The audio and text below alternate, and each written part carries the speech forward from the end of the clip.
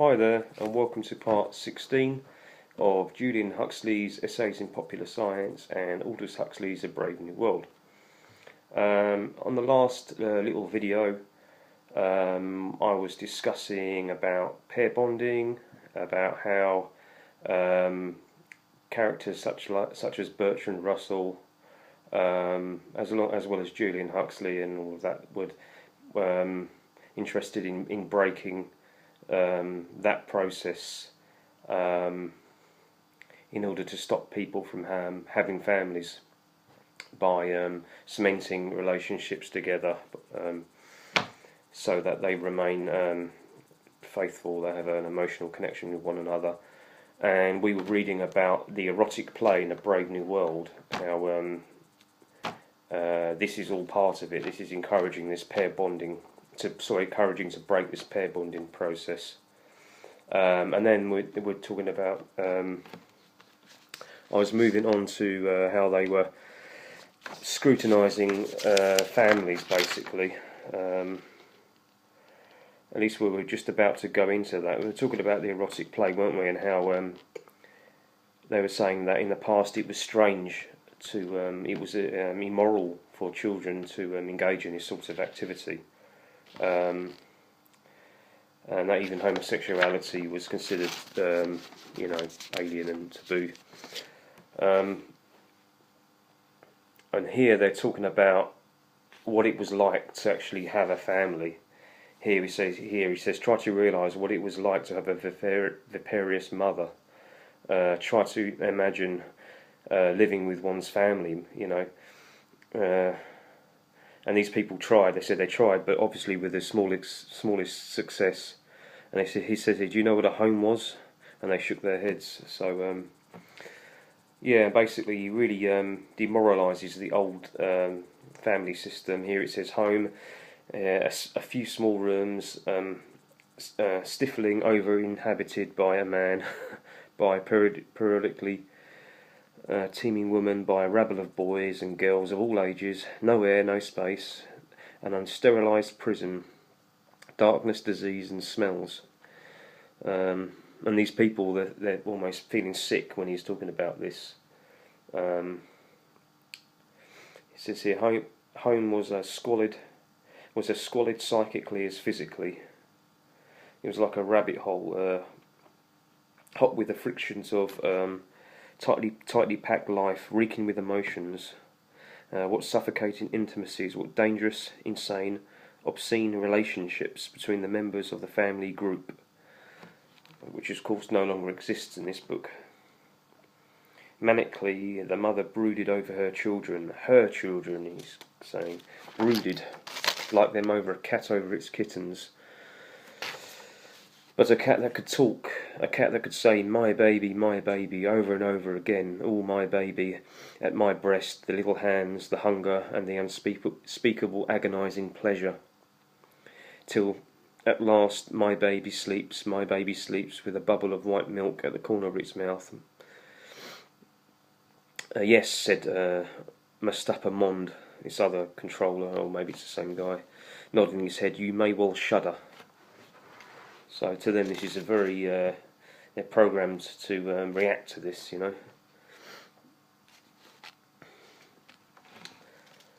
later on he talks about Ford. I mentioned that briefly. Ford had been the first to reveal the appalling dangers of family life. The world was full of fathers, was therefore full of misery, full of mothers, therefore every kind of perversion from sadism to chastity, full of brothers, sisters, uncles, aunts, full of madness and suicide. Mothers and fathers, brothers and sisters, but there was also husbands, wives, lovers, and there was also monogamy and romance. So romance is connected with the pair bonding process and tied into monogamy. Family, monogamy, romance, everywhere exclusiveness, everywhere focusing of interest, a narrow channeling of impulse and energy. So probably any adult looking at this video, they're going to remember the first love that they had, the first girl you had a crush on, and first serious relationship, and your focus is all on them, isn't it? the sound of their voice, you know, the smell of their perfume, and all your sexual energy is basically zoned onto them, isn't it? Even when they're not with you, you're thinking about them. You're not looking. If you're a guy, you're not looking at other girls. If you're a girl, you're not looking at other guys. It's natural, because this is the stages of starting a family. There's romance, there's an emotional connection, there's an intimacy with this person. And even if it doesn't work out the first time when you're younger, it's kind of preparing you. So, you know, this is just a normal process.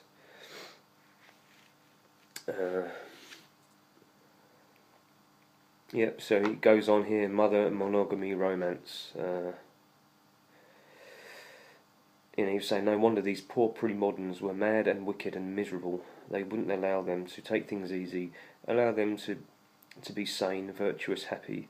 What with mothers and lovers, what with the prohibitions that they were not conditioned to obey. The prohibitions they were not conditioned to obey. And what with the temptations and the lonely remorses. And what with all the diseases and the endless isolating pain? What with the uncertainties and the poverty? They were forced to feel strongly, and feeling strongly,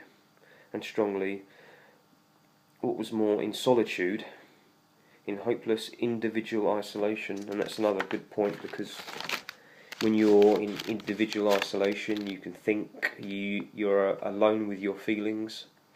So that's normal. People should be that way. That just comes with being human, you know. More and more mocking of the family here, crying my baby, and talking about old age and poverty, you know, and just the facts of life, basically. And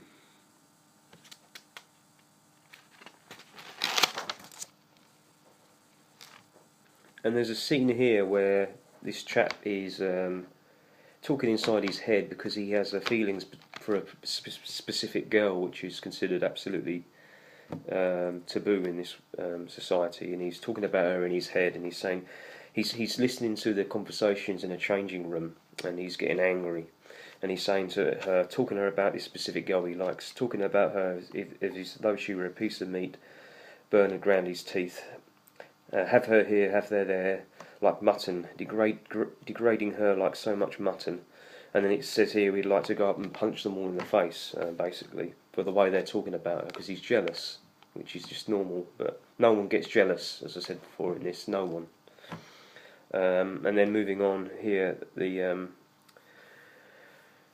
this chap's talking about ectogenesis, very relevant. He says, take ectogenesis, and he's talking about two scientists with complicated names, so I'm going to not try and pronounce them. He says here, so these two had got the whole technique worked out, these scientists, I believe they are. But would the government look at it? No. There was something called Christianity. Women were forced to go on being viviparous. So, how do you connect Christianity to being viviparous? Basically, because it's tied into the family. In Christianity, I mean, one thing was that there was this big thing against using contraception. They believed it unnatural, and sex should just be for making babies, making families. So these are traditional values, you know. I mean, obviously they put too much of a clamp on it, like it's not supposed to be pleasurable and all that, and that kind of reversed it, and I don't agree with that. But what they're getting at here is these are old value systems where, and if people continued, you know, to stick to these old value systems, and Christianity really represents that in Europe, then families will continue, you know, you won't get the change that these scientific dictators are after. And I made a note here with Thomas Huxley, the direct bloodline relative of Julian Huxley and his brother Aldous Huxley, because he was anti-religion, anti-Christian especially, and you can see why now when I look at this. And also, so was, I believe Bertrand Russell was. I think Alan Watt was saying that about him. And I did see a little clip on YouTube entitled "Why I'm Not a Christian," and you think that's kind of, well, he may seem it's with honourable intentions, but it's not, because they're they're all about a scientific control system, not the old one. They want to replace it, kind of replacing one evil with another evil, and that's one way of putting it.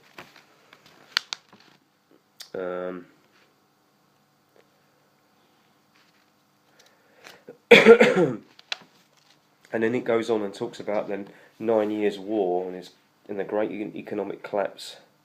And then there was a choice between world destruction and world stability. And then you've got to ask, a lot of people saying that these world controllers, they encourage these wars, they organise the wars, they put up the money, make the weapons, and then problem, reaction, solution, as some people say. They create a problem, they give a solution. So you've got to think of that when you're reading this. Talks about here the new system, that they've put in place. It says here, government's an affair of sitting, not hitting. You rule with the brains and the buttocks, never with the fists. So they're saying that the old system didn't work. This new one is far more effective. This new scientific system. It says here, in the end, said Mustafa Mond, this guy who's a important person, the controllers realised that force was no good. The slower but indefinitely surer methods of ectogenesis and neo-Pavlovian conditioning and hypnopedia. So scientific control is much better than the old-fashioned one. And it says an intensive propaganda against viviparous reproduction. And it says here, accompanied by a campaign against the past, by the closing of museums, the blowing up of historical monuments.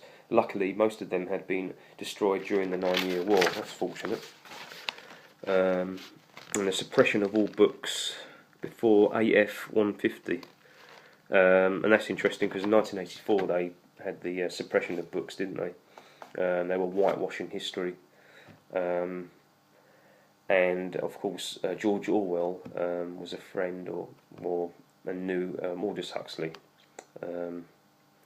They were connected, both Englishmen. And it mentions Ford as well, and I'm going to go into that in the next part. So I'll see you then.